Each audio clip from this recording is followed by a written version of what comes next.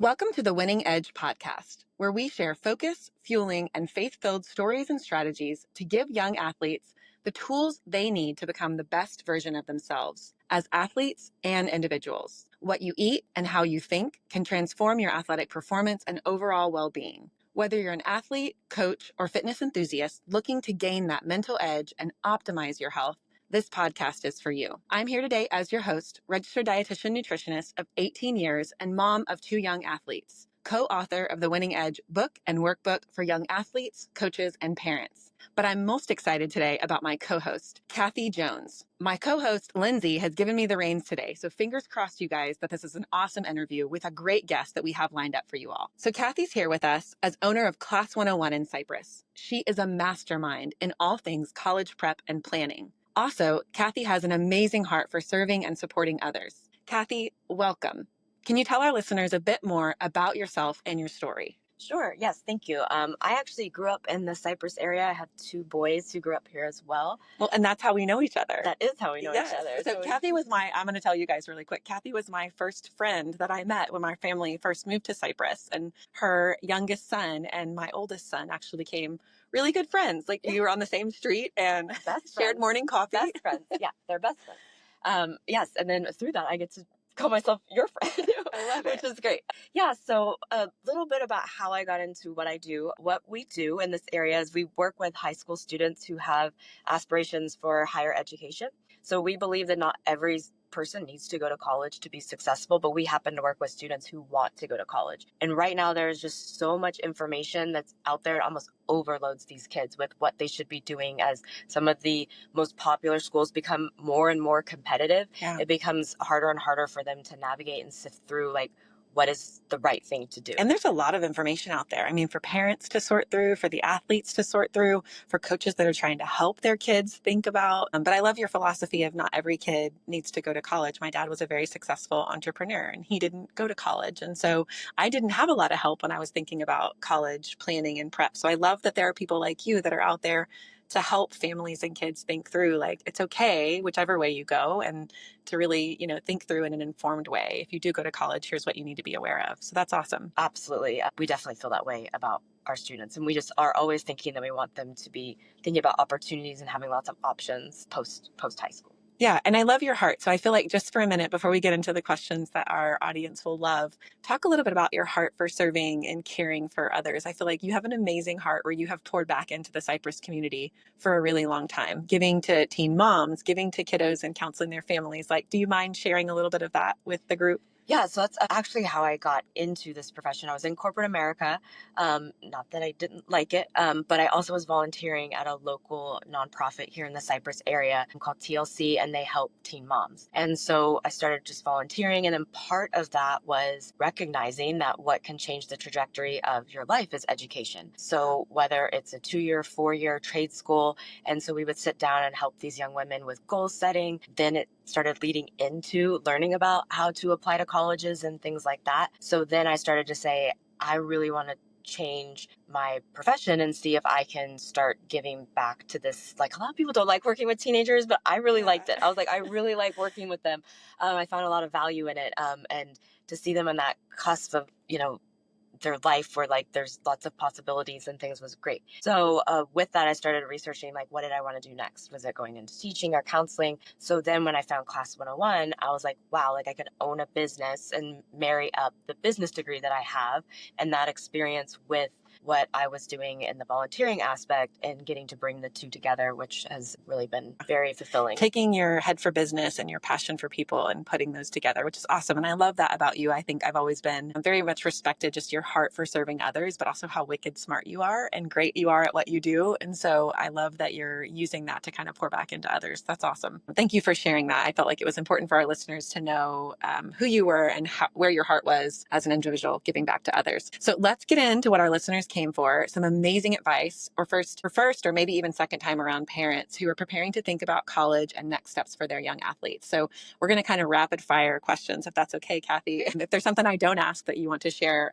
feel free to jump in. But when should families really begin to start to think about the college planning process, especially for student athletes? Yeah, so I know it feels extremely early to talk to your child about this in like ninth grade, and Yeah. entering I ninth have a grade. freshman. That feels, oh Yes. my gosh, like, Yes. are we behind? I know, and I am a firm believer in kids should be kids, and we don't need to add like pressure and anxiety. But if you start the conversations in ninth grade, we actually can reduce a student's anxiety, because if they start thinking about their plan, and if they start identifying the types of school they want to go to, then we can say, hey, then here's how you could prioritize things, and you don't have to feel like you need to be everything to everyone. Maybe if you're starting to look at certain types of schools, you can say, okay, I don't need to have so many things on my activities list. It is okay to have quality over quantity, especially if you're an athlete. So with an athlete, you have to really prioritize your time and make a balance between what it takes. You would know better than me, physically and mentally, what it takes to be elite at your sport, and then making sure you have space for that alongside your academics. Because it's a lot. It's a lot for these young athletes that are spending a lot of time in training outside of their academics to balance it all. And that's a really great point. I know you say ninth grade, and I smile because I'm like, you've already helped me so much with our freshmen of thinking about, originally we were in college academy, and it was like, okay, that's probably not the path you want to go in case you want to play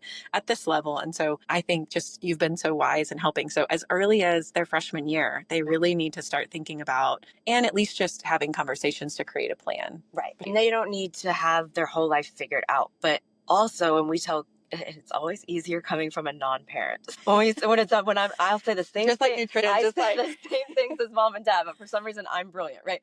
But if I sit across from a student, I say, just have these mature conversations with your parents, and they're going to love it. Just start talking about it, because usually, right, in all things, friction and conflict happens when expectations of the different parties are different. So I'm like, talk to your parents what's expected of you. Are they expecting you to have, all these high academic classes? Are they expecting all A's? Are they like, what are the expectations for your goals? And if you start talking about that, then usually you can avoid some fights. And then they're like, yeah, avoiding fights are good. I mean, there's enough. Yeah. There's enough as having teenage athletes or just teenagers in general that you want to avoid the fight. So that's really great advice. So when they think about starting in ninth grade, what are the real first steps that parents or students should be taking as they think about college applications or even athletic recruitment? So much is changing in this space. Like, what do they need to be thinking about? Yeah, so an athlete as young as ninth grade, they can first start by making their NCAA eligibility center accounts. They get that ID, they can do the free profile, so they get their account in there. Then they can start reviewing the NCAA guidebook. There are things that tell you step by step, and so we supplement some of that as we talk with students, but really we're going to the source of, you want to be an NCAA athlete, we're going to help you and walk beside you. Doesn't have to be someone you hire like me. It could be the parent, but you're going to walk through these. But you guys probably have done it too. So that feels intimidating even when you say that to me of like, oh, sign up and read through this guidebook. And it's like, you guys probably have the Cliff Notes version of that guidebook because you've read it through. Let's go step by step. So even in ninth grade, it'll say, we don't need to worry about everything yet, but these are the things to do in ninth grade. And so one of the first things you can do if you want to be an athlete is, one, just double check what the classes, those core classes that NCAA says you have to take. So then we check through, in your 4-year plan for high school, do you have the 4 years of English and the multiple years of the social studies and things like that? Yeah, you don't want to get to year 4 and figure out you didn't take the basic. Okay, correct. That's great. So it's not just signing up, it's understanding that the curriculum then matches what you need for whatever school you're planning to go to. I would say this is especially true because there are several athletes that they homeschool because they're so intense in their athletics, that really making sure that as a homeschooler that you are making sure that you qualify with the correct classes. So we start there, we're doing the classes, and there's a particular GPA requirement that you need to have to be eligible to play. So homeschoolers, listen up, making sure that you're getting the right curriculum that you need, making sure that your GPA, not even just homeschoolers, everyone, but you often will see that. Okay, that's great information. Yeah, and you can see that they're qualifying. If you're a homeschooler, you can call NCAA and talk to the source and say do these classes count? Because that would be the worst, to not be eligible to play, right? Yeah. So that's usually step one, and that's why in ninth grade you can make sure that your plan, and then you go, now I'm going to work the plan. I know that these are all approved. Yeah, just like we do with nutrition or mindset or anything, we have a goal, we have a plan, and then we work towards accomplishing it. I love this. And I love your tidbits of wisdom. I feel like, what I always learn when I sit and talk with you is, yes, could you do this yourself? Absolutely. But you guys do this every single day. And I always call it kind of checking for blind spots. Is like, we might have a spot that we thought we read through the NCAA guidebook, but we may have missed something that you're so used to pointing out of, yes, this is here and it's common, but do you really understand what this means and how do you navigate it as a young athlete? So this is awesome. How can families start to think about as they're having these conversations? I love the idea. Be thinking about it in ninth grade, be clear on kind of what the requirements and goals are, be creating a plan and having conversations between parent and athlete. But how can they start to really think about, to avoid all these conflicts, like what's most important to them? Is it academics? Is it athletics? Is it the campus culture? Like what should they be thinking about? Or does it matter more towards what does the individual want? Yeah, so that's why I do love what we do so much, because it is so personalized, and everybody's different. So it could be, yes, writing down the things that are the most important. There are some resources that we incorporate even in our practice where there's a great book by Ted Fisk, The Fisk Guide to Colleges. They're floating around our office everywhere, but it's also built into the platform that we use where he does profiles on colleges. But the reason that it's worth buying on Amazon is the very beginning is they call it like a sizing up survey. And we do that with all of our students. So it's starting to say like, do you enjoy being in, like, you learn better through talking, you learn better through listening. And it starts to help them tally up to say maybe a smaller school is better for you, maybe a larger school is better for you. School spirit is super important to you. Being part of a supportive community is important to you. You want to be an urban campus or a rural campus. So it starts to kind of put things on the radar of what is important. So especially for an athlete, it would be, are your goals that you're trying to be a professional athlete? So then maybe the athletics is the driving factor in this. Is it you want to be an engineer or an accountant? Then maybe then it's the academics and the profession that's going to be a driving factor, and you just want to be able to continue your sport at that level because you want to compete, you love it, you're not ready to give it up. So then but the one thing that probably should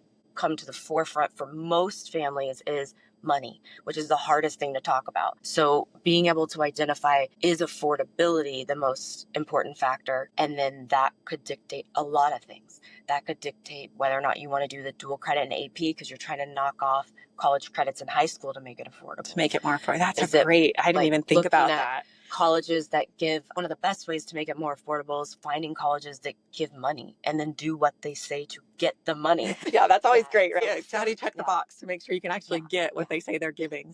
And then making that balance list accordingly with, the factors that are most important. Which is a great transition into my next set of questions, which is really about scholarship and financial aid. So what are the main types of scholarships available to student athletes? And what do they need to be able to qualify for those, merit-based, need-based, private or outside scholarships? Like, how do these things differ? What should parents be thinking about if they are looking for some sort of supplemental support for financial aid? Yeah. So when you apply to college, they will, in the spring of your senior year, give you a financial aid award letter. And that award letter is made up of 4 things. So the first one is going to be any merit aid. And so that's anything that you can earn based on academics, your test score, your athletic ability, your talent or ability. So in that category, it would be either looking to see if there's a school that automatically gives money. If you have a certain GPA and a test score, or, maybe it's just GPA based, but then if you can identify schools that you like, then we go, how do you earn money? And if we can know that in 10th or 11th grade, then we can say, can you hit this on your SAT score to get this amount of money? Awesome. It's guaranteed, right? So that's the merit. Or if it's your talent or ability, is there an audition for music or for athletics, right? Is it a sport that gives scholarships? Are you starting to talk to the coach about getting that scholarship, right? The second one would be need-based. So that need-based is based on financial aid applications that you do senior year. So the FAFSA is the free application for federal student aid. The CSS profile is for some mainly private schools, but some public schools. So again, identifying the colleges that you want to go to, then you can say, what are the financial aid aspects?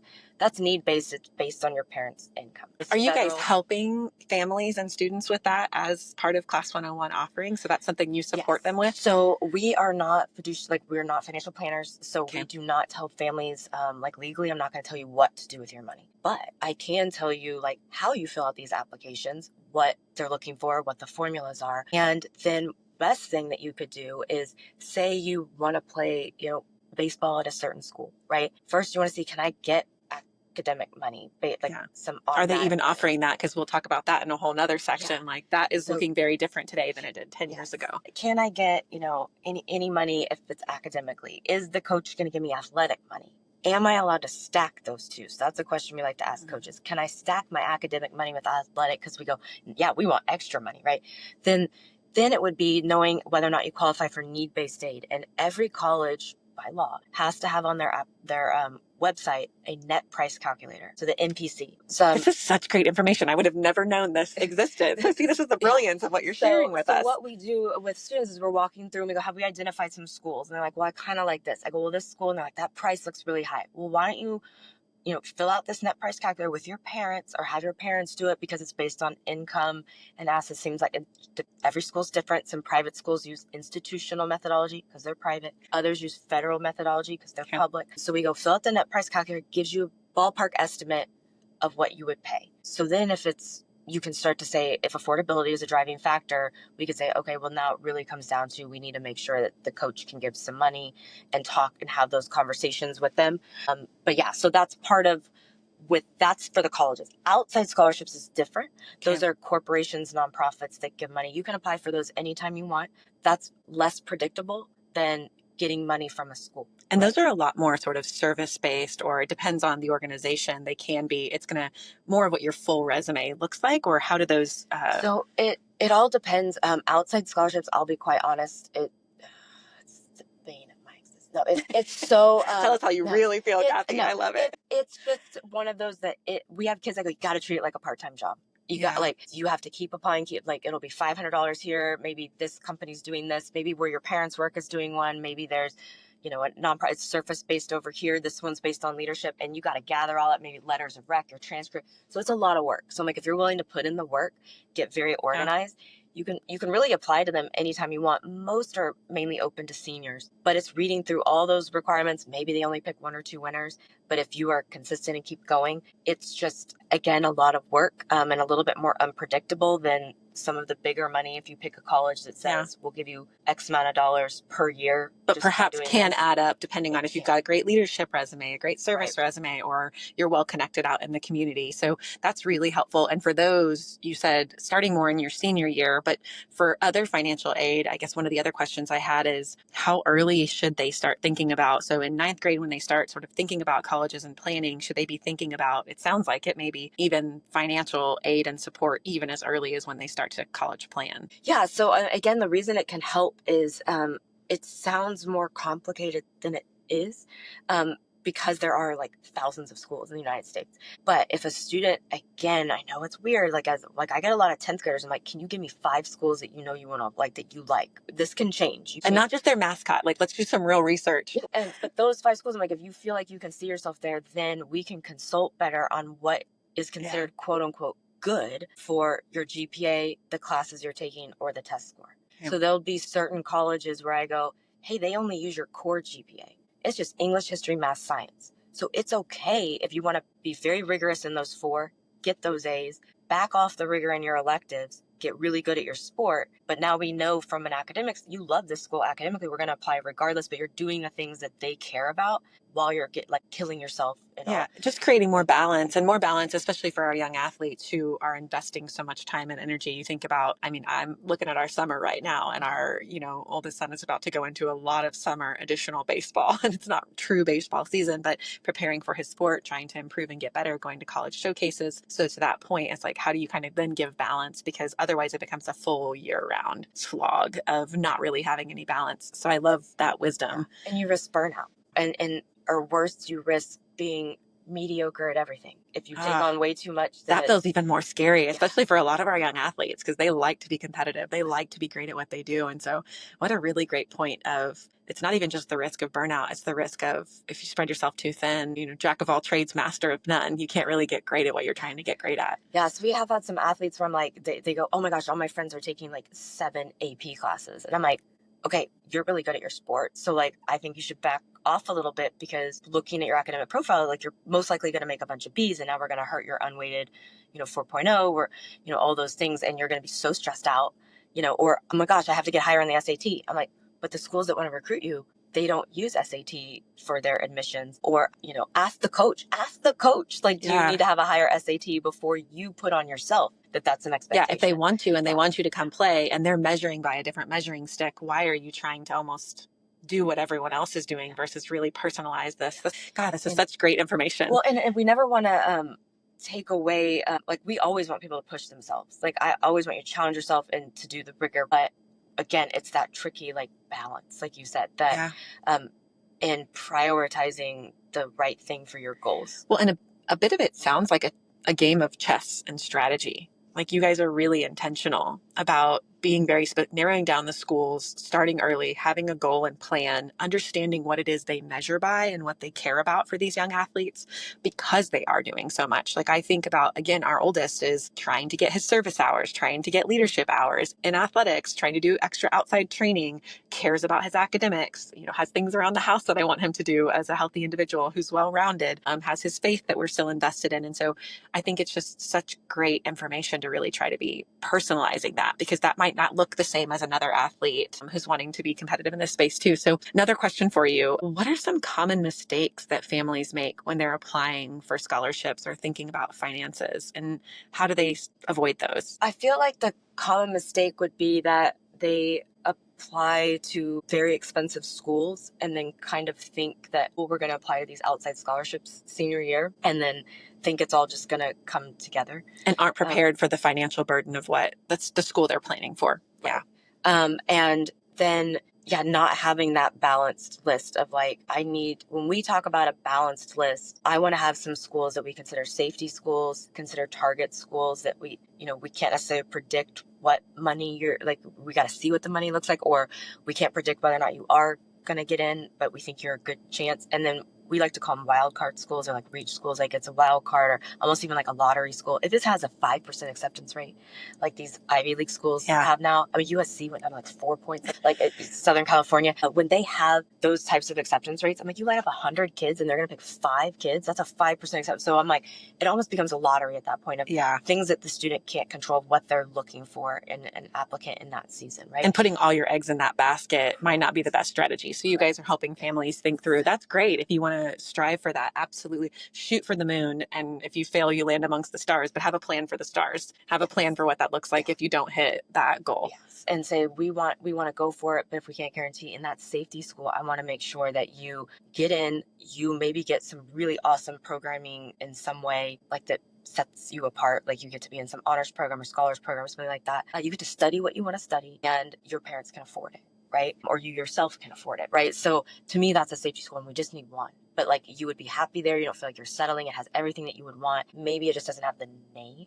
You get to do what you love. You get to carry on. And investing in the academics that you want, investing in the sport that you want to continue to play because you love it. That's really great advice. Any tips on the sort of FAFSA process for student athletes, or any myths around FAFSA that you feel like families should be aware of? Yeah. So the free application for federal student aid opens October 1st of a student's senior. Okay. But you can go in on the studentaid.gov website and do an estimator. So you can actually try to estimate if you're going to get any. So don't wait until October 1st. That's probably a good myth bust. And it does use your prior year taxes. So for instance, if we're looking at the upcoming, about to graduate class of 2025, it used their parents' 2023 taxes. So prior year. So this is again where if you have an accountant or a financial, planner, you can talk to them if there are some things that like you would want to do. It's actually, the FAFSA is not as scary as people think it is. They actually simplified it. So now it's went down from like 100 something questions down to like 30 something.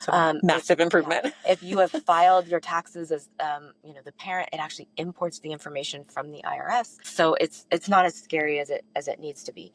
Now, for an athlete, really any family, we would recommend doing the FAFSA. It doesn't hurt. Even if you don't think you qualify, do it. Just figure out, okay. And so the reason would be that even for high income families, if you fill out the FAFSA, at least as of it is today, then a student can borrow $5,500 as a first year student from the Department of Education. So for some of our families that they're not going to get any grants or state, federal or the Pell Grant or anything, they do want to have the option, if they're not going to pay cash completely for college, they might want to borrow or finance part of it. And that $5,500 is very student friendly. You start paying it 6 months after you graduate. Like, if you can defer things, if you go to grad school, it's usually a little bit lower interest rate. It's set every July. So you don't have to accept the loan, but just having it as an option is kind of nice. Yeah, having the awareness and understanding what your options are so that you can make an informed decision is amazing.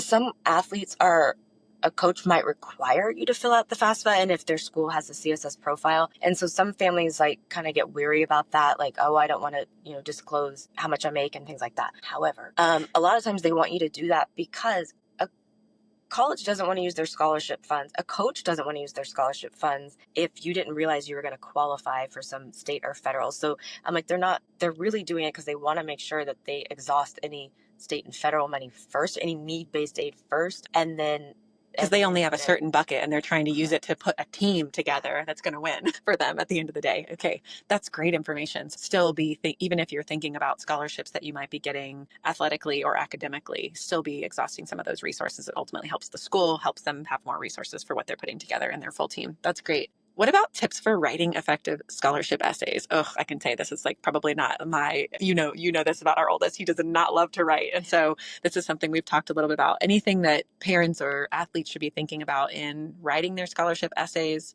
and to stand out in that process? Yeah, so if you're writing a scholarship essay or even like the college essay for your college applications, one, it actually is okay to sound like a teenager. So parents should not rewrite these essays for their kids, is what you're saying. Admissions can usually tell when like a quote unquote boomer like wrote it. Listen up, parents. Are you hearing this? Because the idea behind these essays is they want to learn who the student is. So there are some students who speak very intellectually, like that is their voice, right?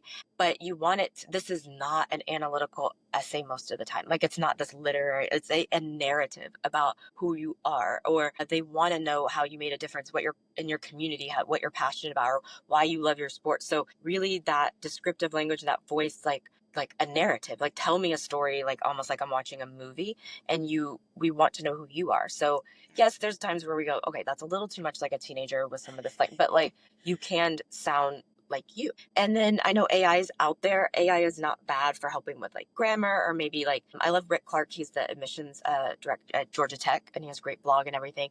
He always talks about AI as like open up for brainstorming, like get some ideas with brainstorm if you want, but then you open a blank page and you start writing, right? Because usually if you use AI, you can tell. Like, I'm like, this doesn't sound personal. Like, we need it to sound your voice. Correct. Yeah. And be specific about things. So if I tell students, like, whether it's a scholarship essay or their college essays, if it were to fall on the floor and I were to pick it up, is it just the generic, like, hey, I want to be here. This sounds so great. Something was hard and then or are there the little things about your personality with like that superstition that you have it, why you have it, and that thing that handshake that you do with your Don't talk superstition, because like, all these athletes have like, a lot of superstition. Yes, and like those little things where if I pick it up, I go, I know that's this kid's, like I can tell that's that student's name, because it was so like their personality, whether it's quirky or funny or insightful or moving. So yeah, so with those, like, don't be afraid to be a little bit vulnerable. And uniquely you. I think we talk to our athletes about this a lot. Obviously, being a faith-based organization is what makes you uniquely you. And I think that's what you're saying, is be uniquely you in how you write that essay and show them who you are as an individual. So that's awesome. I love that. Okay, so I'm going to switch topics a bit and talk a little bit more specifically about recruitment and athletics. What should our young athletes and their parents know about the athletic recruitment process? Yeah, so athletic recruitment is not for the faint of heart. It is a roller coaster. It really is. And with all the changes that are happening. And you say that with years of experience now. You guys have been helping young athletes and their families think about this space. And right now, in my opinion, it is the most complicated right now. When entering in the transfer portal, the name, image, and likeness, the roster caps and how scholarships are being changed, it is a roller coaster. So we always advise, one, make an academic list, and we say, like, what if you wake up tomorrow and for some reason you just didn't want to play your sport? Yeah, we call it the broken leg test. Is that what they call it? We don't want to say that what if you got hurt or something, but what if you just didn't want to play? What if you want to play? I want some colleges that we identify those early, and we did all the stuff to get into those. That's great. So then if by chance athletic recruiting didn't happen, you would be happy and successful at these colleges that you're going to apply to early, regardless of the sport, because then we want to open up time for you to focus on the sport, right? So then when it comes to athletic recruiting, we do highly encourage students to be open to all levels. So when a kid comes in and says it's D1 or nothing, I go, D1 or bust. Yeah, then I go, then you don't want to play your sport. Right. Like, if you love your sport, you're just like, you give me a field, you give me like the ball, I'm going. So being open to JUCO, D1, D2, D3, and NAIA, like all of them, right? Being open to looking, because you never know if it's going to be a stepping stone to something else. And I'm like, and I usually ask them too, I'm like, you're on your high school team and you won districts, like, didn't that feel good? And they're like, yeah. So I'm like, if you did that at D2, wouldn't that feel good? Now, if they want to again, we want them to shoot for their goals, but we want them to not just completely write off so many opportunities because of the label of, Yeah. right? And even I will say, like working in the corporate world, we hire a lot of ex-athletes and it didn't really matter what level they played at. We're looking for what they gained from their sport, Oh, which is yes. the ability to work as a team, the Yeah. ability to be a leader, all the things that I think at SPAN we're trying to coach into these individuals, not just for their excellence in their sport today, but for 10, 15 years from now. Like, what are the tools you're taking away from what you're learning on the playing field that then makes you an amazing human, an amazing leader, an amazing parent, brother, sister, Yeah. coworker, colleague? And so I think that's great advice. I agree with that. My husband and I talk about that a lot, where it's like, even if I had never heard of the college, if they were a student athlete, I'm like, they're getting an interview. Like, right? Because for all the things that you just said, like, Yes. they're coachable. They are they know how to lose and can come back from it. All of the things that you get from sport. Yeah, So time management, work ethic, everything. Yeah, which I'll brag on. We have a video. I'll have to share it and attach to this podcast episode. Kathy knows probably what I'm about to say, but her youngest, Dylan, is not only an amazing athlete, he's an amazing kicker at football. He also is just an amazing mini human that you guys have invested in. And he's a great soccer player now and great goalie. But I think about this kid, like he is going to someday be something great, whether it is as an athlete or as an individual, because he has this phenomenal ability to both be excellent, but be an excellent teammate, be an excellent friend, be an excellent peer. And so I love this concept of kind of what we're trying to promote here is that there's things you can take away from the sport that ultimately just make you a much better human. And those will be things that are transferable to life, not just to what college you play at, whether it's D1 or JUCO or whatever that looks like. Well, that's a really good point when we talk about like the athletic recruiting process too, is that just know that coaches are always watching. They want to see even if you played poorly, they want to see what you did. Right. So one of my favorite things that I make my son do, and now it's just habit, is like he's a goalkeeper. At the end of the game, he runs across the field, he shakes the other keeper's hand, and he goes and shakes every referee's hand, even if they called a bad game. It's about your character at that point.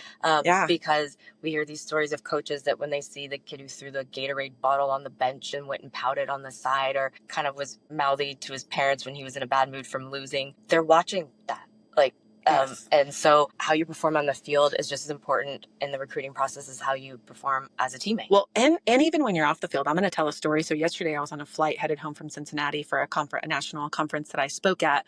And I was on the plane with a team of competitive female basketball players who were going to a showcase here in Houston. So they were flying back with me. I sat next to their coach. I sat next to this amazing family, a dad and his daughter. And just even visiting with them, I could tell the character they were building in these individuals. And we had such meaningful conversation. Well, 2 rows back was the basketball coach for Kentucky. So even when you're not on the field, when we walked to pick up our luggage, I thought, this woman's probably listening to the conversations that are happening, the behaviors that these kids and families are displaying. And so I think it's really important also teaching our kids, like, it's great after the game, go shake the hands of your coaches and colleagues, but know that like, even when you're off the playing field, you could be on an airplane and somebody 2 seats behind you could be someone that's looking at your character for how they're going to pick you for a scholarship or not, or how they're going to think about for the future. So I love that. And when you're recruiting too, if there's a college that maybe you're not interested in, you always treat them with utmost respect, because these coaches all know each other and they all move around too. So you never, I know they're only teenagers, but I'm like, it's that whole, like, you don't burn bridges, you politely turn down an offer, and you don't ghost them, you don't disparage in any way, like, because 6 degrees of separation in life and in sports. Yeah, I love that. Well, and so speaking of that, one of the things we talk about a lot with our athletes, and it's in our book and we really encourage, is when they start to get to the high school level. I love that you're saying, hey, parents, start to have a conversation in 9th grade about college and college planning. But by 9th grade, and really kind of starting in 8th grade, we're telling our athletes, you're communicating with your coach. You're starting to have the conversations. You're an adult, or you're becoming one. And so really preparing them. But thinking about that, what are some of the ways that student athletes can best communicate with college coaches as they're going through this process? And what types of questions should they be asking? Or is there any advice you would give on just sort of form of communication, how often they communicate? Help us think through that. Yeah, and this one, there are different coaches that have different preferences, but this is one where the business degree comes in handy.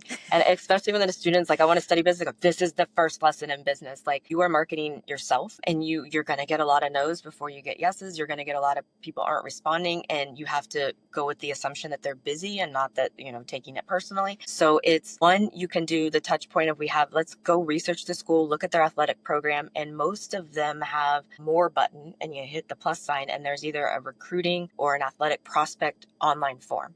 So we go, let's identify 10 schools, and now the to-do list is fill out all 10 of those forms. Now you're in their database. And so it's going to ask for like your NCAA ID number, which is why we got that. It might ask for, your weight. And then kids go, oh, well, I'm trying to bulk. I don't want to put my weight, or I don't want to put this film in yet because I know, no. They probably already know it. It's already somewhere else. Yeah. And you're young. So like if you get better and then you update this information, they're not going to be like, well, if I saw that video from 2 years ago, and like, no, you put in the work, you got stronger, you got bigger. Okay, I love that. So go ahead and fill it out, get in their database, because then you might get those emails from the schools you already like to get at those ID camps and things like that, right? So you want to do that. And then that's a touch point. Then you could email the coach and say, hey, I just filled out your online questionnaire. I just want to introduce myself. We help kids with like a template. You want to personalize the email, especially for like, I just saw that you recruited this person from my area, and I love that I saw that you won against this team. That was so great. So we have them personalized a little bit, and then they attach like all their stats, make it so easy for the coach.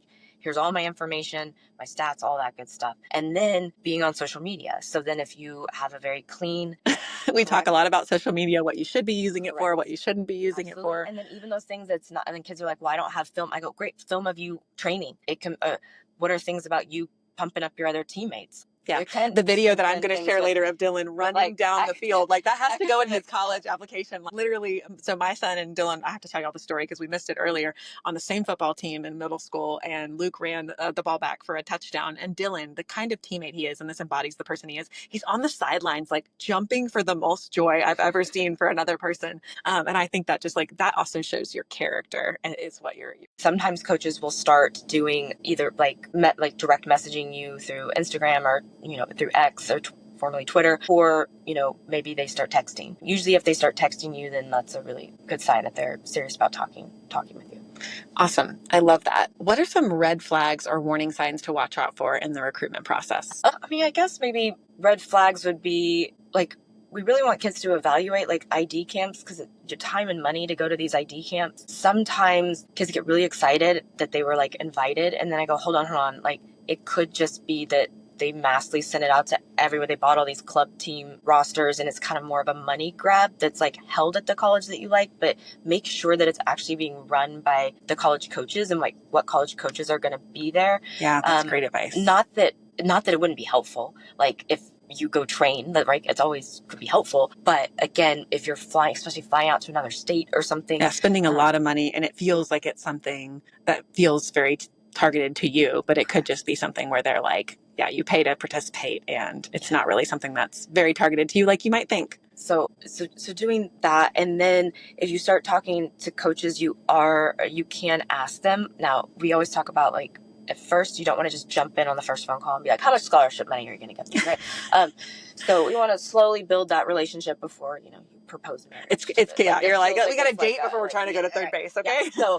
So then if you do start getting in these serious talks, you can ask colleges for a pre-read. And so a pre-read for an admissions, especially if it's like a kind of like a very elite school, like very 20% acceptance rate, 15% acceptance rate, you go, let's first like make sure admissions wise that you can get in, and you can get a pre-read for financial aid as well. And so that way you're not, getting an offer, because the worst is if you get an offer from a coach and even put it on social media that you've verbally accepted this offer, and then you realize like the money isn't coming in, or the admissions so just having those conversations is really important. Yeah, having the integrity at that point, you've kind of said you've committed, and then you're like, oh no, what am I going to do for financial aid, or how is this going to work? And so it's, again, goes back to sort of the integrity that we're building in these young athletes to do what you say and say what you do. And so I love that. That's awesome. I have a bunch more questions, but I'm going to try to really wrap us up. I think one of the things I really want to talk about, because I think we've talked about balancing academics and athletics. We've done a good job of that, and how we make sure that we're really thinking about this very intentionally as parents for our athletes. But this is the fun one, because we have a lot of parents who listen in. Like, what role should parents play in the college planning and recruitment process? You mentioned at the beginning, like, to avoid conflicts or arguments, and then